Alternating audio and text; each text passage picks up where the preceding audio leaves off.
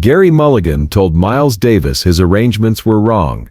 Miles's response shocked Lee Konitz. It was January 1949, and the three men were working on what would become the most revolutionary jazz recording in history. The birth of the Cool Sessions were reshaping modern music, but the creative tension between these three giants was about to explode. Gerry Mulligan, the brilliant baritone saxophonist and arranger, had been crafting the sophisticated harmonic structures that made the Nunnets sound so distinctive. Miles Davis was the bandleader and visionary, driving the project toward something completely new. And Lee Konitz, the cerebral alto saxophonist, was caught between two strong personalities who were about to clash over the soul of their revolutionary music. When Gerry challenged Miles's artistic judgment in front of the entire band, Lee witnessed a confrontation that would define not just the future of cool jazz, but the complex dynamics of creative collaboration itself.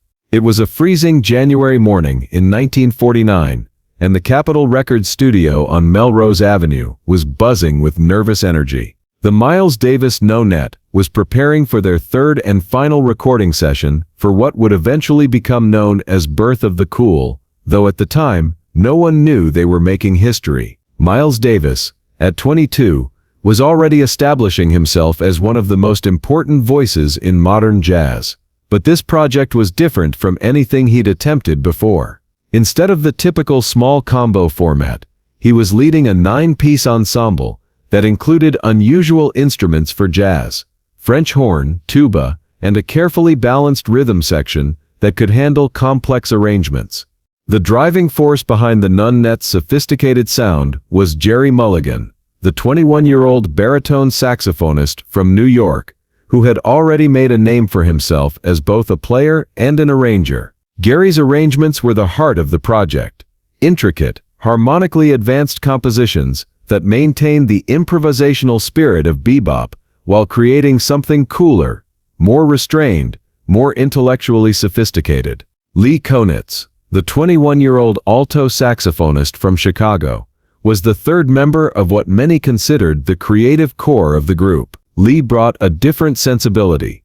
Influenced by Lenny Tristano's cerebral approach to jazz, he played with a cool, almost detached style that perfectly complemented the No-Net's overall aesthetic. The three young musicians had been working together for months, developing the sound that would define cool jazz. But the pressure of the recording sessions, combined with the natural tensions between strong creative personalities, was beginning to create friction. On this particular morning, they were working on Jeru, one of Gerry's most complex arrangements.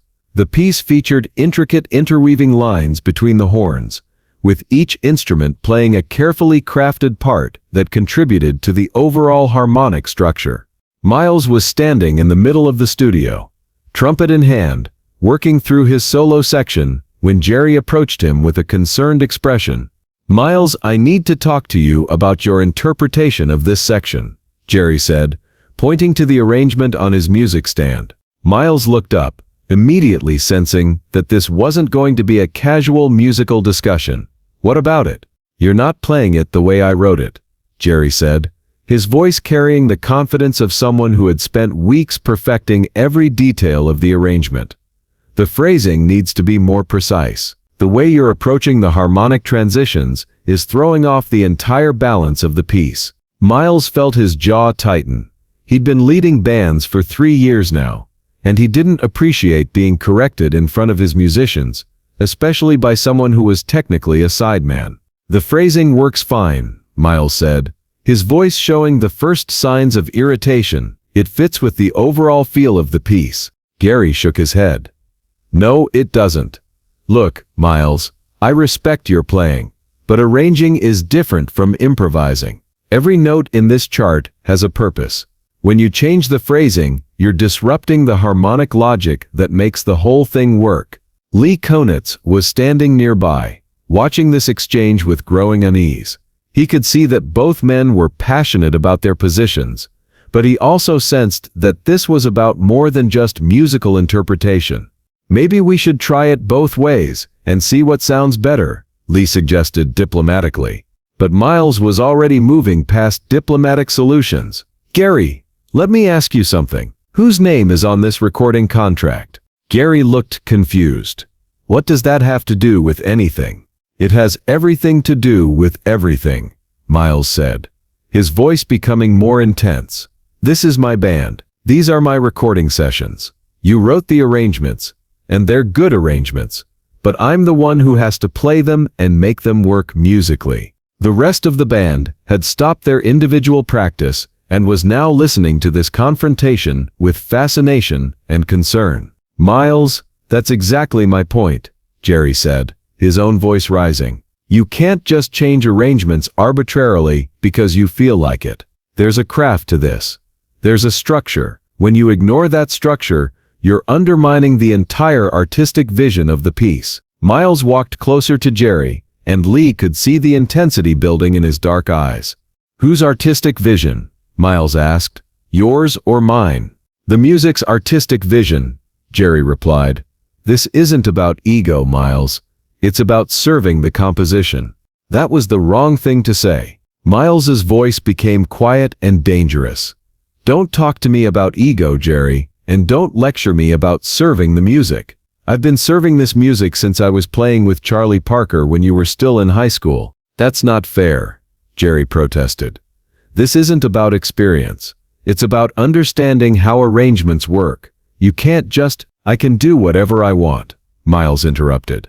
"This is my band, my recording session, and my musical vision. If you don't like how I interpret your arrangements, you're free to leave." Lee watched in shock as the creative partnership that had produced some of the most innovative music in jazz history seemed to be dissolving before his eyes.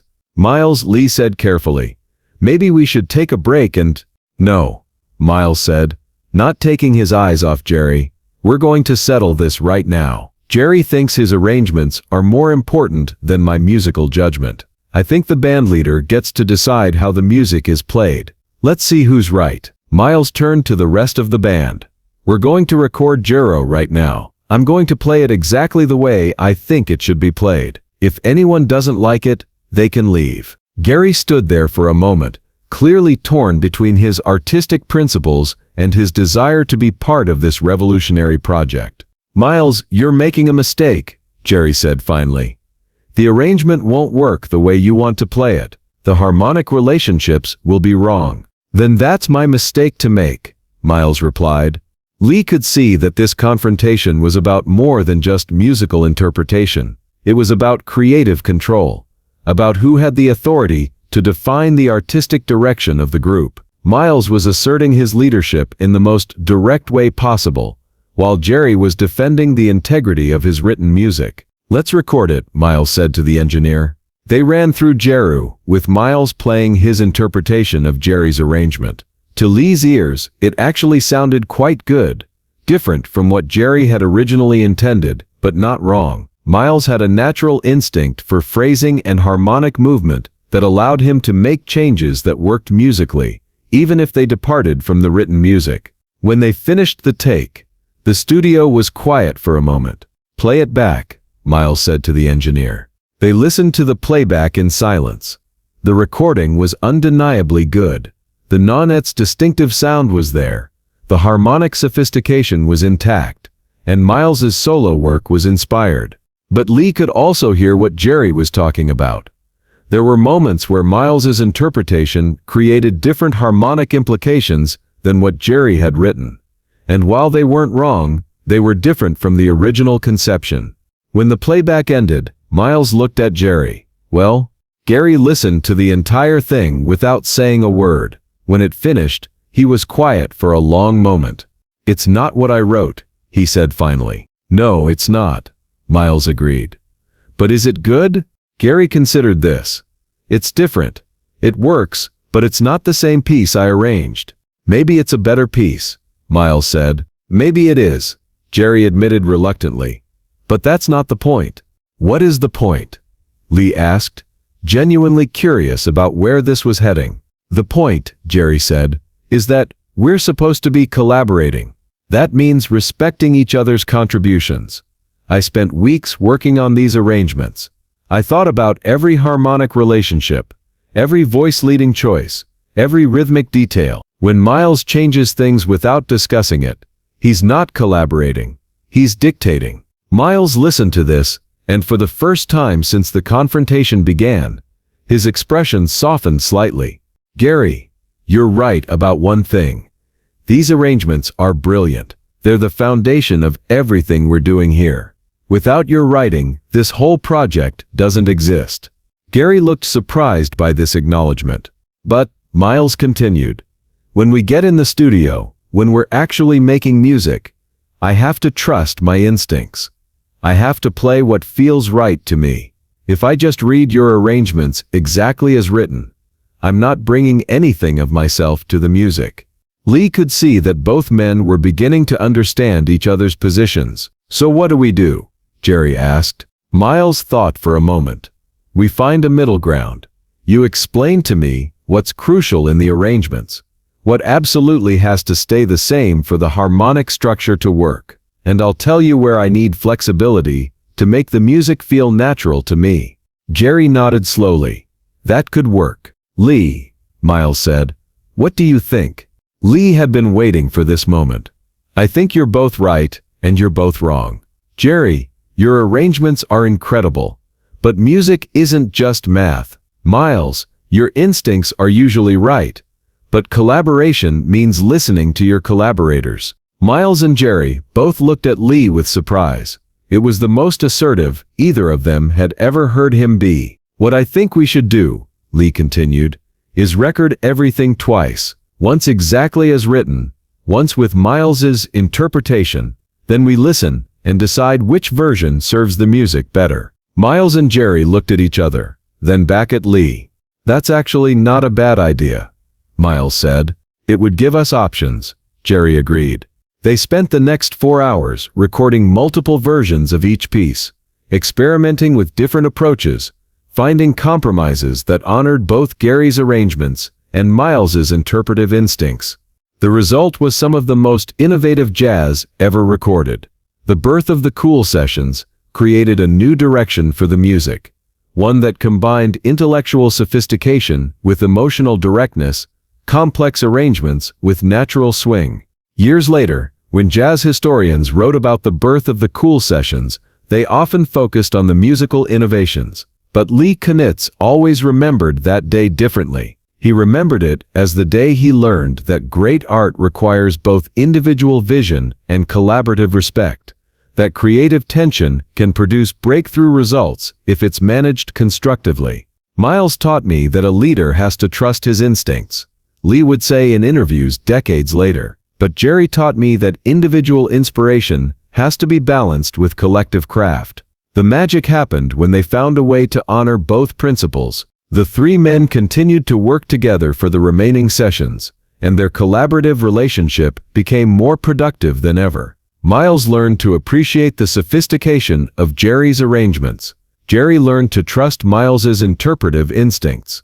And Lee learned that sometimes the best contribution a musician can make is helping other musicians understand each other. The birth of the Cool recordings weren't commercially successful when they were released, but they changed the direction of jazz permanently. Cool jazz became a major movement, influencing countless musicians and defining a new aesthetic for the music. More importantly, the working relationship between Miles, Gerry, and Lee became a model for creative collaboration in jazz. They showed that strong personalities could work together productively if they respected each other's contributions and found ways to channel creative tension into artistic innovation. When critics today listen to those recordings, they hear the result of that collaboration: music that combines the best of individual creativity with collective craft, arrangements that serve the music while leaving room for personal expression, and performances that feel both composed and spontaneous.